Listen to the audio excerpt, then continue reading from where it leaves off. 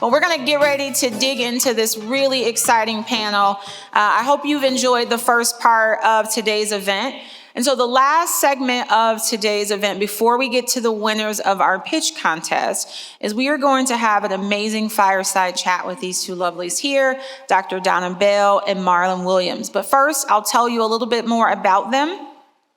And they're going to be having a conversation on how mobility has evolved, the future of mobility, and including electric vehicles, and what that means for the city of Detroit and beyond.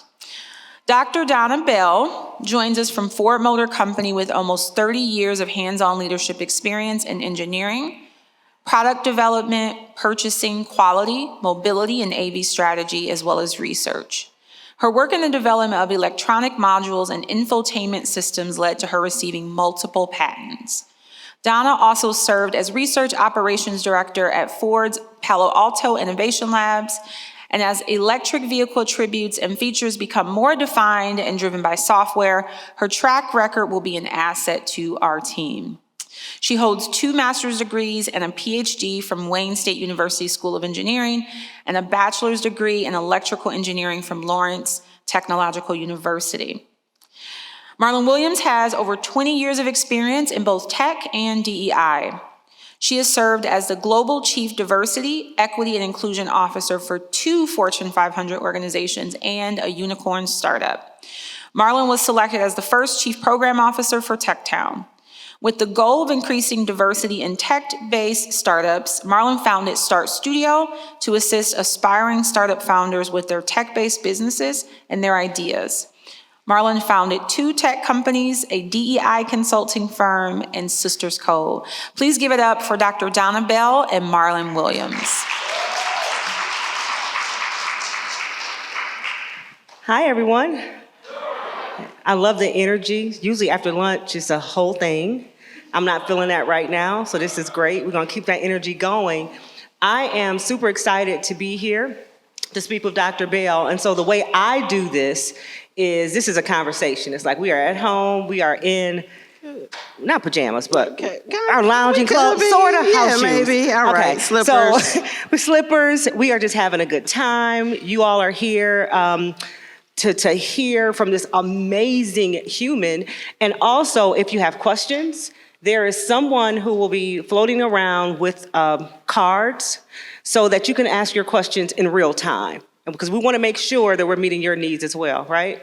All right, Dr. Bell. Yes. Hey, how are you? Good, doing well. Excited to be here. Good. So, we're going to get into questions in a minute, but I was not here this morning. I missed it. So talk to me about what you've seen today, the energy, how it correlates, just all the things. Oh my goodness, I am super excited to be here. The fact that TechTown is even thinking about mobility in an urban setting, it just blows my mind. I have been in automotive for most of my career, and it wasn't until just recently where we started talking about accessibility and sustainability in an urban setting. We started to talk about what underrepresented neighborhoods and communities were going to need. And so to have this type of setting with these amazing entrepreneurs and community organizers and leaders to come and talk about mobility is fantastic. One of the sessions that I was able to attend was the Movers and Shakers session.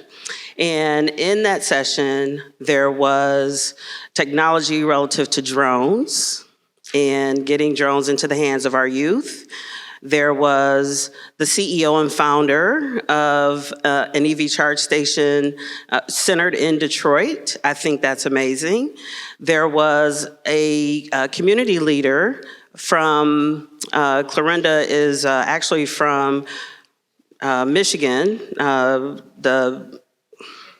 Thank you. Yep. So you got it. Thank you. And then there was a gentleman that's looking at, has sensors around the city that's looking at pollutants, really trying to understand how inner city could be disadvantaged by the pollution that's in the community.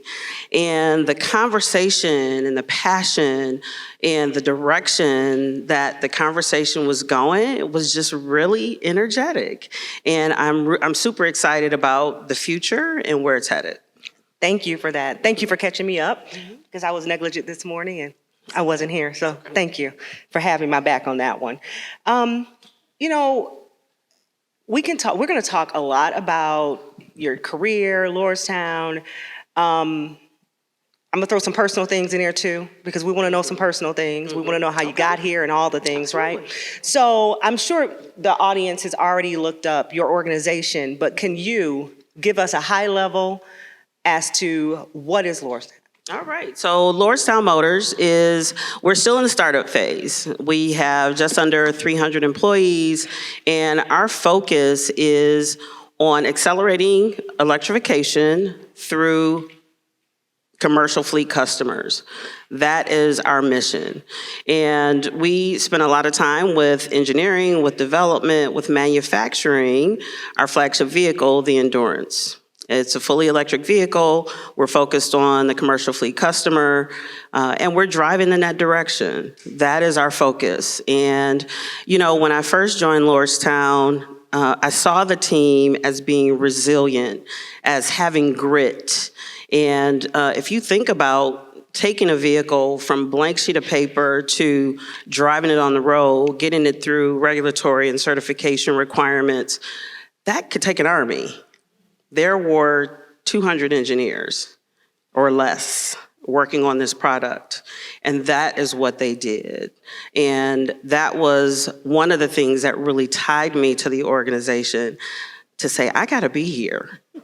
I've been on high-performing teams, and you have to put everything into it. And that was the reason that I went to Lordstown. That's probably one of your other questions, but you know, Lordstown is up and coming and definitely moving forward.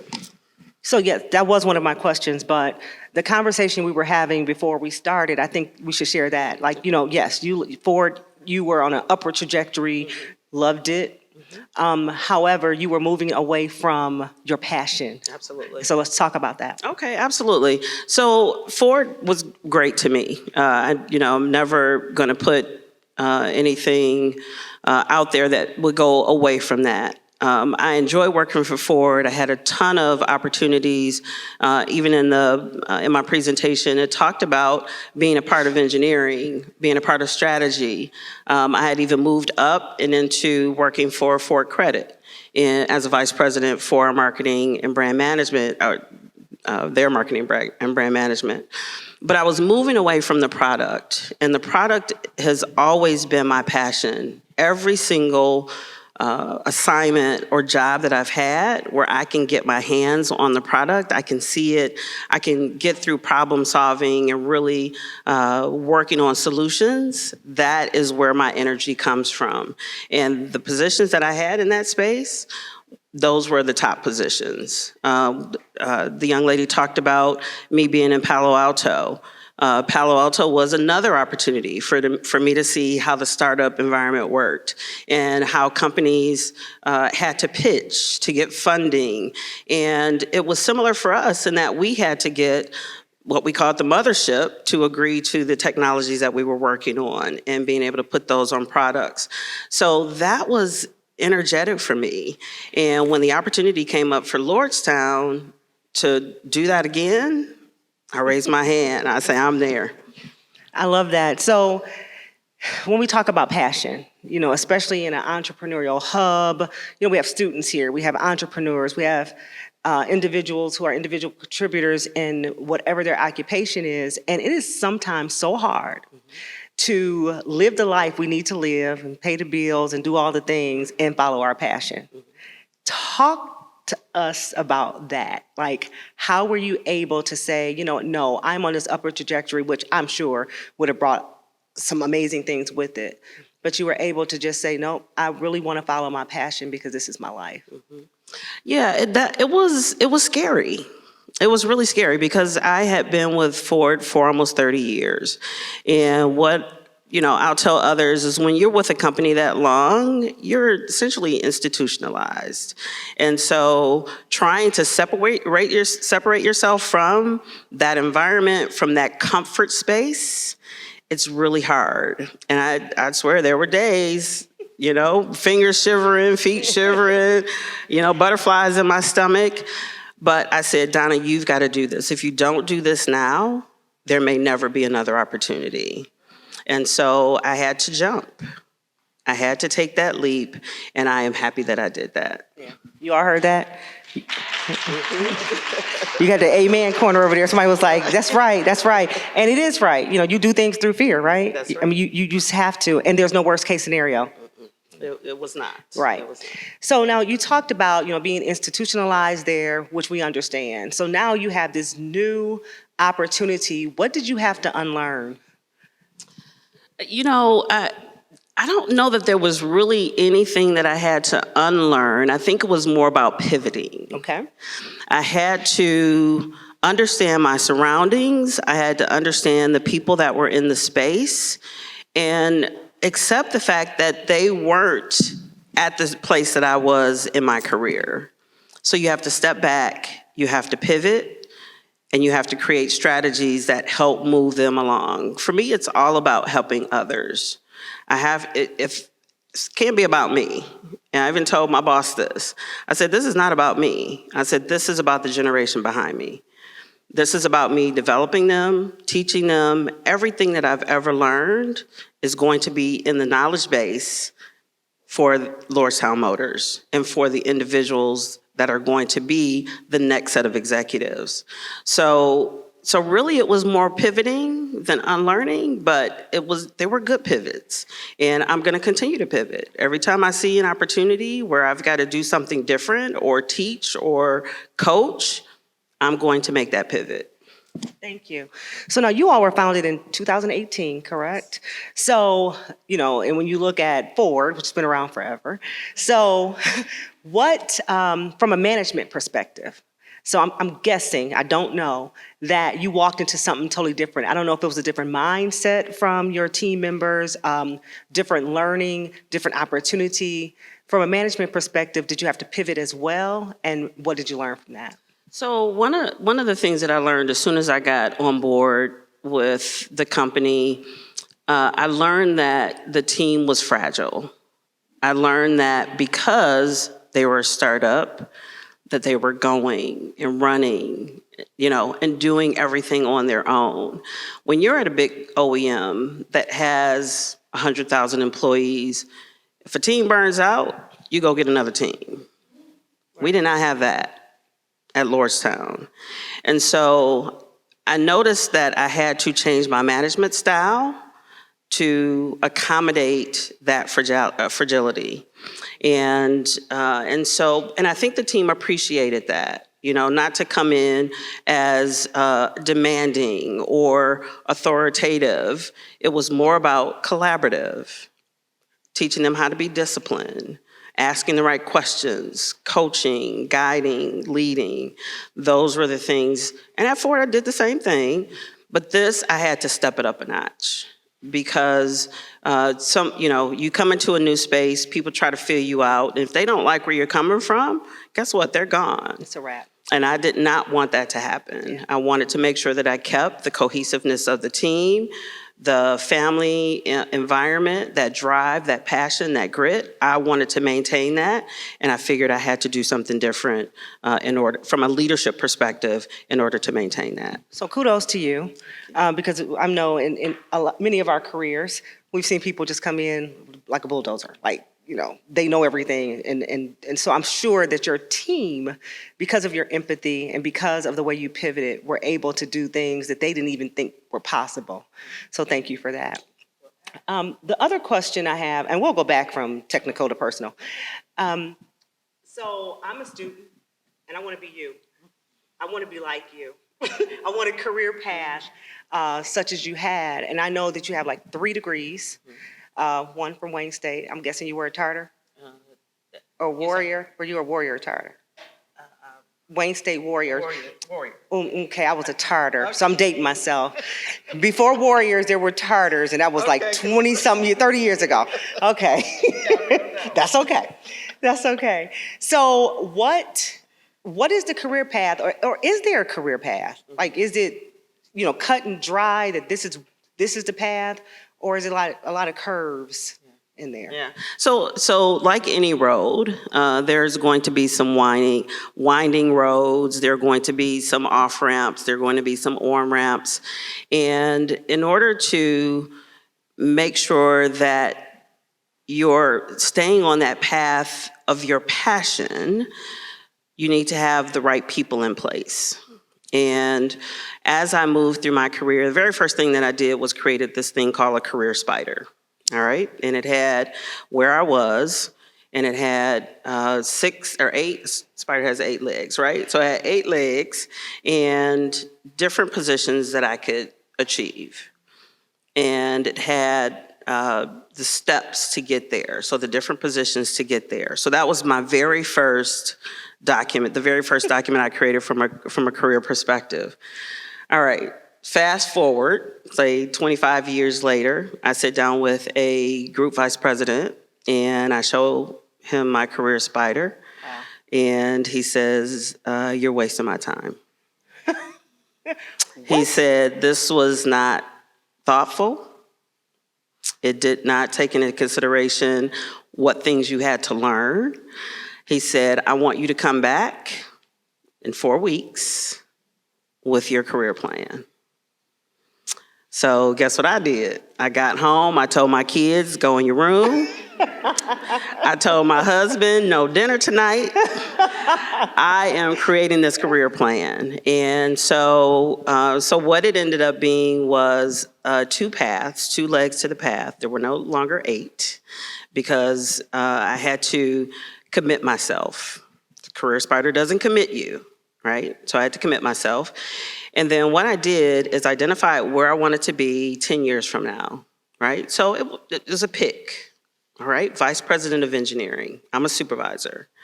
10 years from now, Vice President of Engineering. So I put all the steps, and then I created all of the skills for each one of the positions from my position to that position, and identified the areas that I had skill in already and those I needed to grow. That was my gap analysis. And I took that and I sat in front of the group vice president and showed it to him, and he did just like that. He smiled. He said, "This is what you should have brought me the first time." He said, "Now we've got to shop it around." And that was my introduction to developing a career map and establishing goals for myself to move myself from where I was to where I am today. So first of all, I think your career spider idea was great. Okay. I think it was a great idea. I love, though, that you were able to take that criticism, constructive criticism, and go back to the drawing board. That's amazing. Are you still using that type of, for your mentors or for the people specifically within the company who are looking to have maybe an individual development plan or a career path? I still use it for myself. Okay. That last box says CEO. We are manifesting that for you. That's right. So it's got COO, it's got CEO, and my goal is to learn as much as I possibly can in this executive role to get myself there, understanding what those gaps are and building on that. One of the things that you mentioned, I just want to jump into this real quick, is taking that constructive criticism.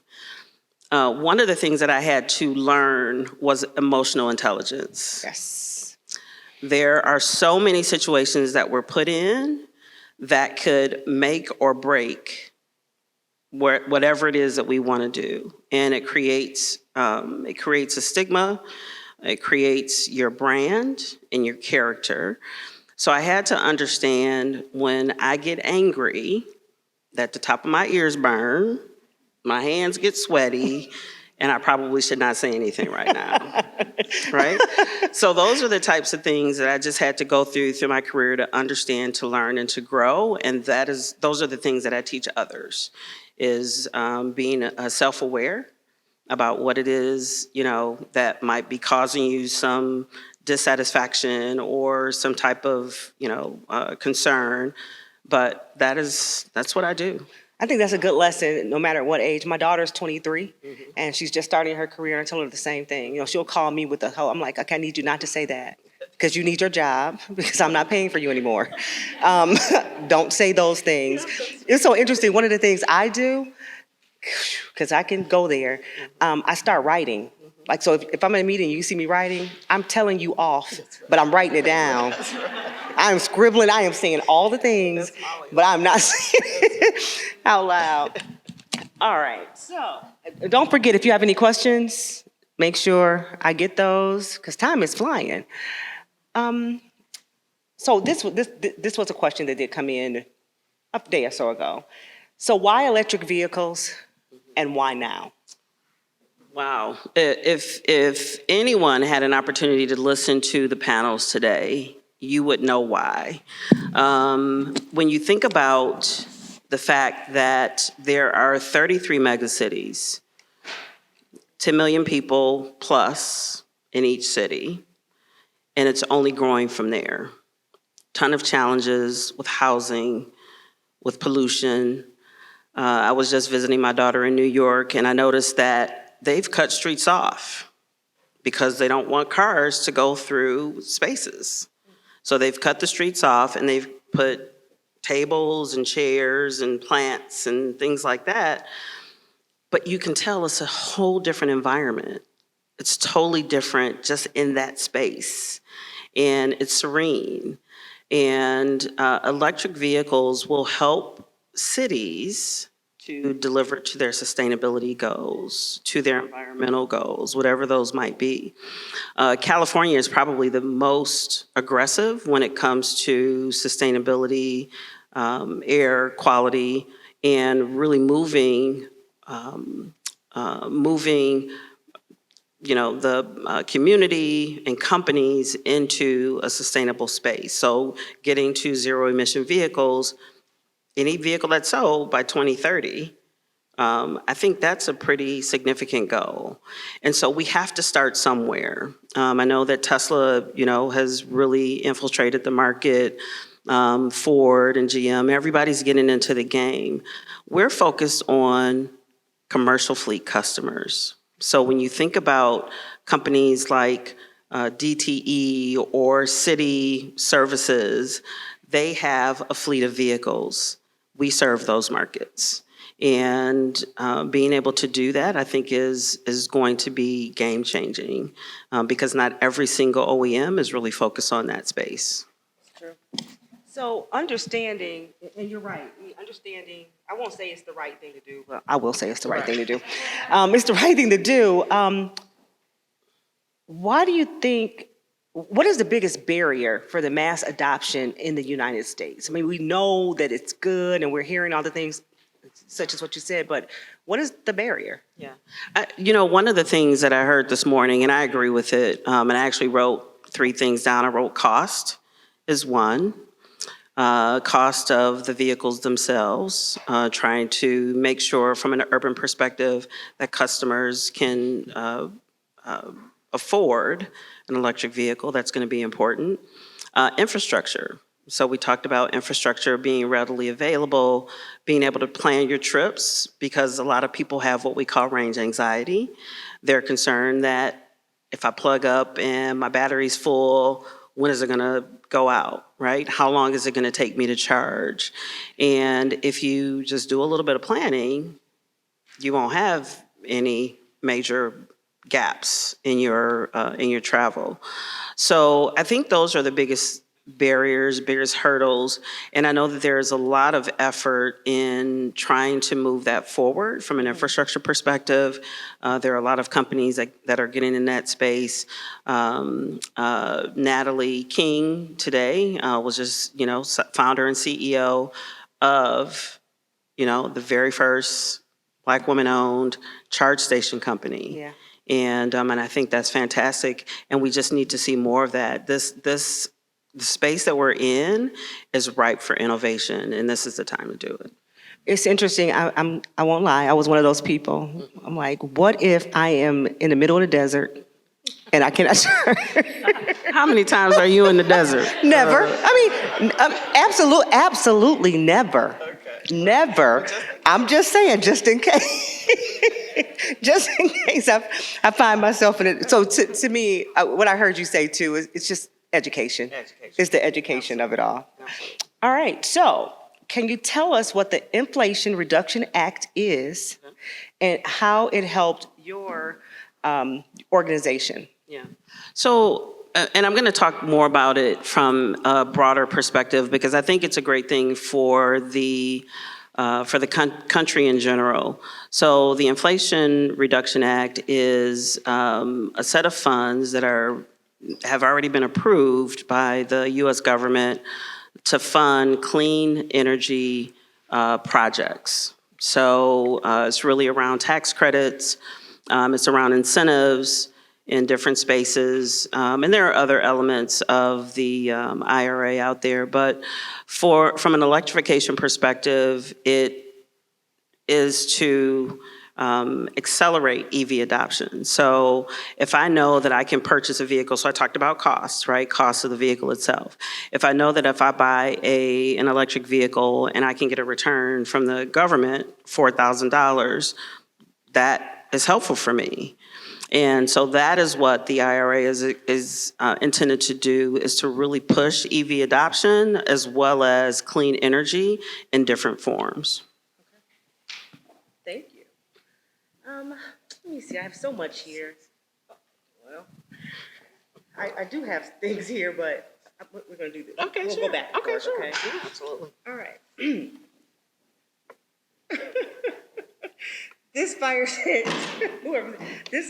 fireside chat reminds me of Oprah interviewing Michelle Obama for her book Becoming. I accept. That's right. Me too. Yes, you too? Yes, we accept that. Listen, Dr. Bell, when you said that Lordstown is still a startup,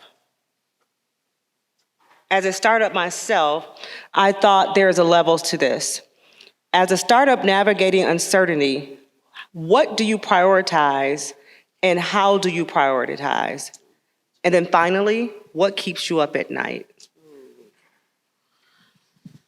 All right, I'm going to answer the last question first. Everything on my to-do list keeps me up at night.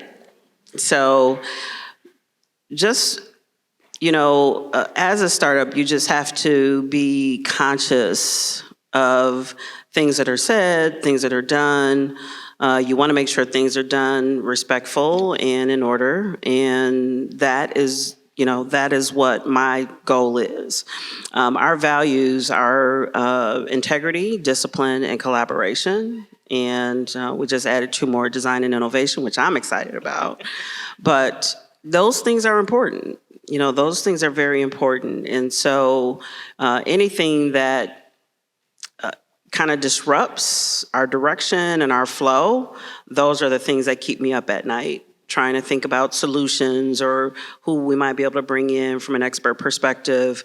That is my responsibility, especially from an engineering and product creation perspective. So relationships with our vendors, those keep me up at night because those can definitely be challenging. So it can be a number of things that keep me up, and it can vary day to day. But the great thing is that I wake up every morning at 5 a.m.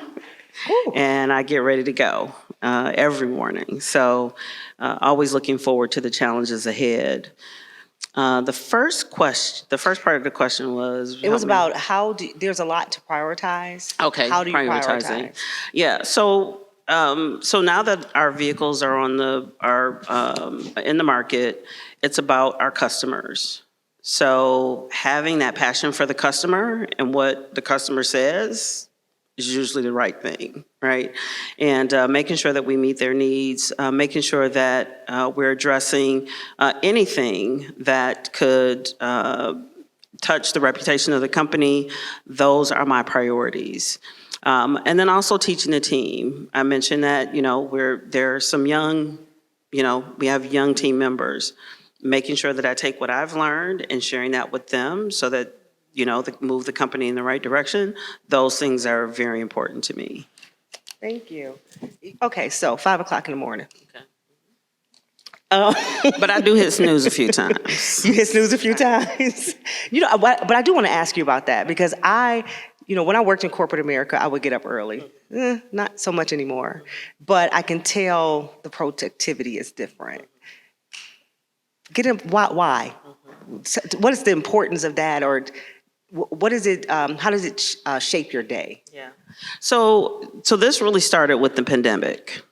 So when we were summoned to stay at home and work from home, that was a challenge for me because I get my energy from others in the office and from the work that we're doing.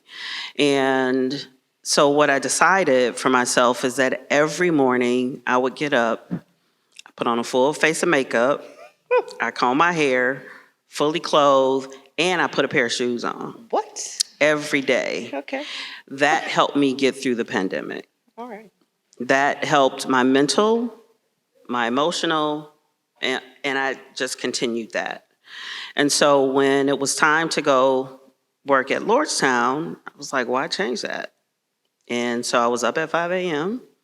And, I get up and I take my time, right? Because I probably don't get out till 6:30, maybe 6:45, depending on, the morning or whatever. So I just kind of putz around. But, it's just the routine that has kept me going. And it provides me a level of energy when I get into the office, because I walk in and I go, good morning, and everybody's going, okay, where is she coming from? But it changes the energy in the room. It changes the energy of the team. Thank you. I needed that. Okay. Trust me, I needed that today. All right, we have another question from the audience. Does Lordstown Motors have a supplier diversity program for Michigan-based companies? Very good question.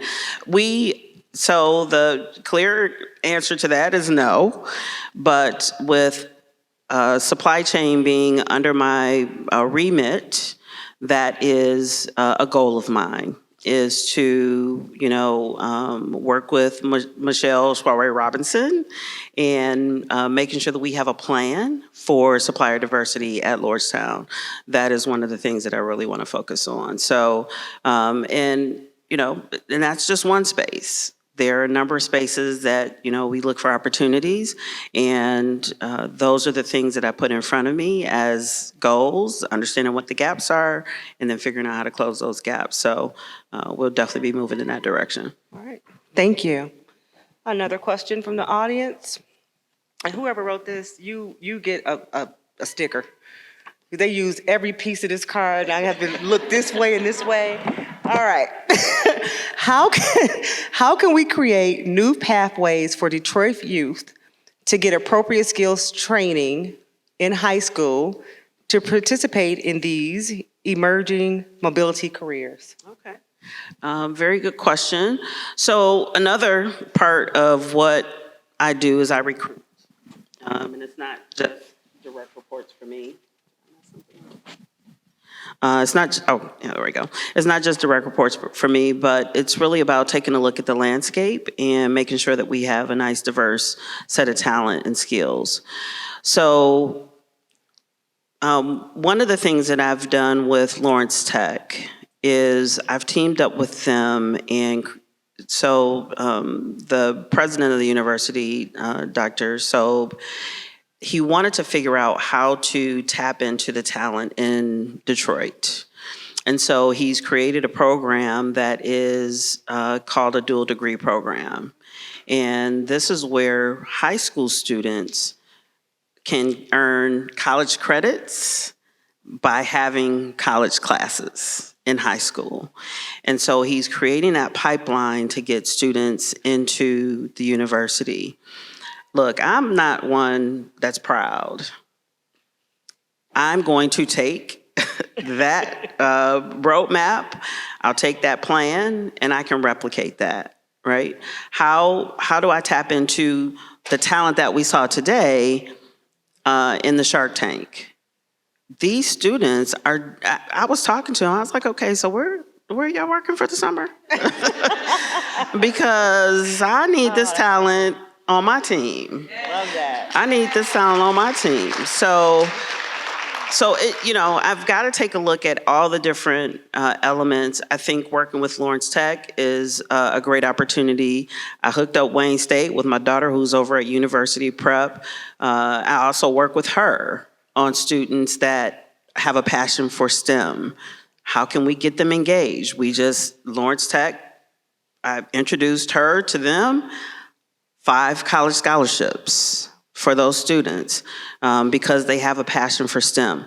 So these are the types of things that I'm trying to do to create a pipeline. Either it's through places that I work or organizations that I'm a part of, but I want to make sure students have some type of engagement. Even for today, I asked DAPSUP to come and be a part of this amazing opportunity, and they're here. So making those connections, whether they be physical or digital, that is my goal, and that's what I'll continue to work on doing. Awesome. Well, thank you for all you do. Appreciate that. We have another question. You can clap. All right, we have another question from the audience. It sounds like you are creating a great culture at Lordstown. How are you protecting the culture your team has created? So I think I mentioned fragility before, right? I mentioned the fact that I've got to be careful. I can't bring in this Ford culture into Lordstown culture. I've got to understand the communication networks. I've got to understand who's connected to whom. I need to understand what the history was like.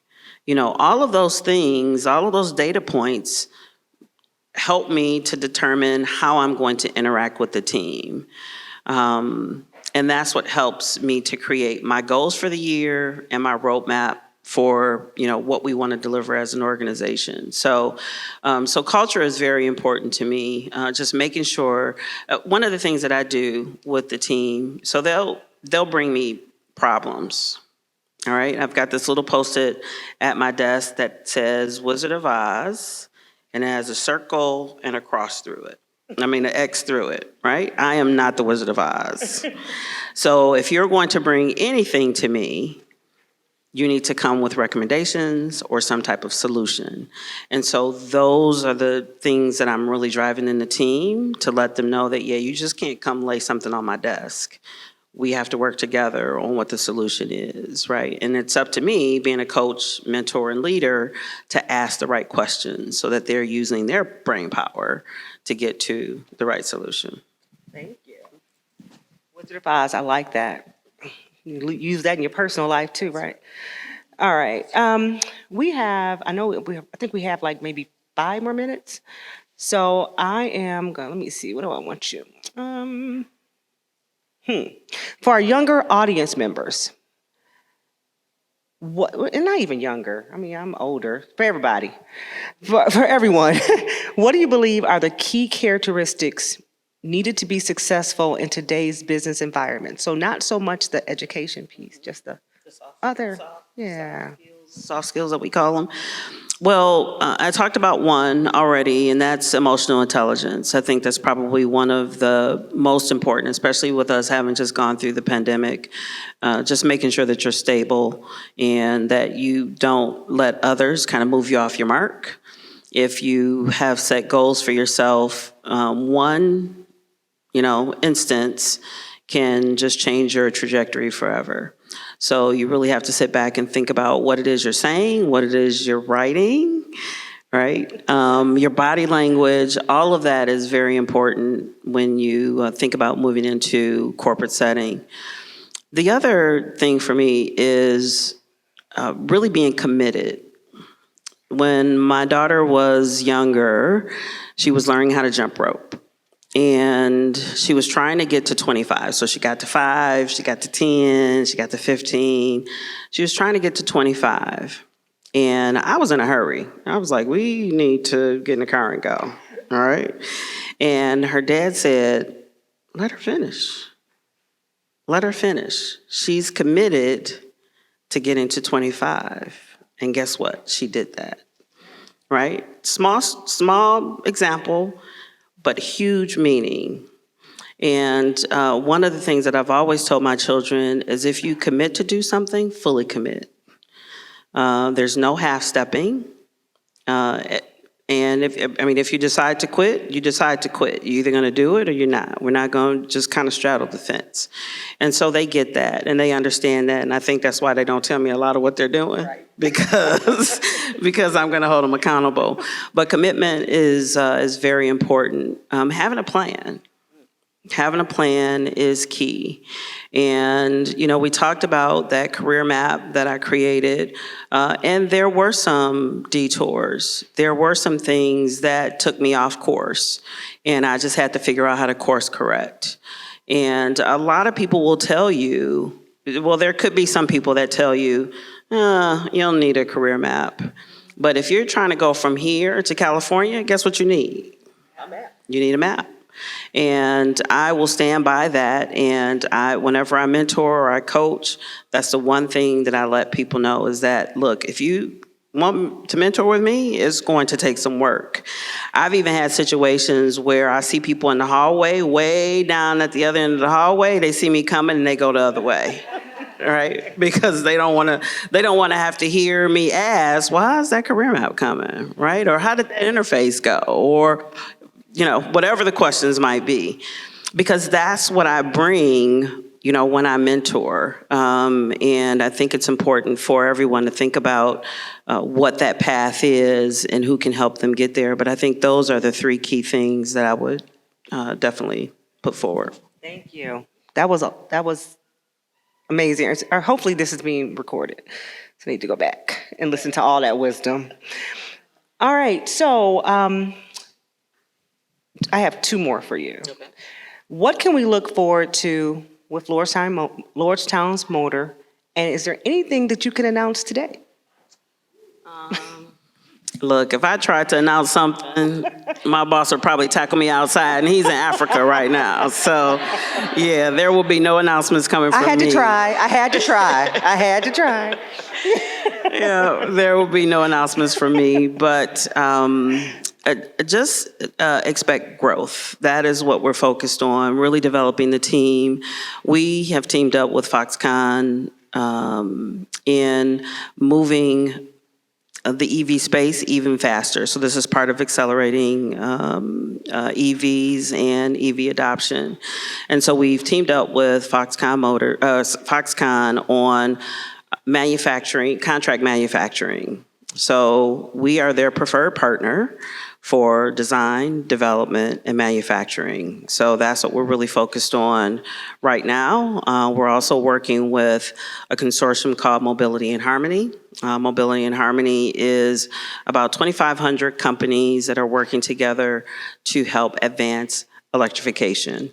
So it could be in any area. And given I have all the different functions from chassis to powertrain to batteries to electrical and electrical systems and software, the whole goal is for companies to leverage that wealth of knowledge to be able to move their businesses forward. So we are a partner with Mobility in Harmony, and we're working on moving and advancing more electrified vehicles. That was great. Thank you. Thank you for sharing that. Okay, all right. So the last, it's not really even a question, it's a statement. There are people here today who are confused, who don't know what the next step is, who, as entrepreneurs who are just on life support, people don't have a career plan. And so I would like for you to just address this body and to provide just the motivation to keep going. if you could. Absolutely. Absolutely. So there are always going to be times where you want to throw your hands up. And I tell you, even over the last 6-8 months I've been at Lordstown, why am I doing this? Donna, you don't need to do this, right? You could do something else. But that only lasts for a minute, right? So you can have your pity party, but then you roll up your sleeves. You roll up your sleeves, you write down your plan, and you figure out who can help you with that plan. I tell you, the mentors and those in my life, and I still have them to this day. Those that I have in my life, they have been instrumental in helping me to get to where I am, and they continue to help me. So, if I'm having a bad day, usually I talk to my husband. Usually every day I'm talking to my husband, and he motivates me to keep me going. But have that person that you can actually talk to and say, this is just not working. And I think I'm going to move into something else. You have that person, your accountability person, they can tell you, wait a minute, remember that vision you wrote down on that, that napkin that you've got in a photo, a picture frame? Let's go back to that. Let's go take a look at that. Let's go remember why we did this. And then you can get back on track. You can get back on that bike. You can continue to ride, and you can continue to develop. Again, there are going to be pivots. There are going to be detours. There are going to be off ramps. There are going to be on ramps. You just have to be ready for that. But make sure you have the support system, and make sure you have that plan written down so that you can keep things moving and moving in a direction that's intended for you. Don't look at anybody else. I can't look at Marlon Williams and say, hey, look, I want to be her, right? That's not what I'm trying to do. I'm competing with Donna. I need to be better tomorrow than I was today. And that is the goal, is to not take your eyes off the mark, but stay focused on what you've established for yourself and where you're headed, so that you can get to that, whatever that space is, whatever that box is that I talked about on my career roadmap, whatever that place is, whatever that happy place is, you will get there. Well, thank you. That's all the time we have today, but thank you so much for being with us. This has been absolutely amazing. And thank you all as well.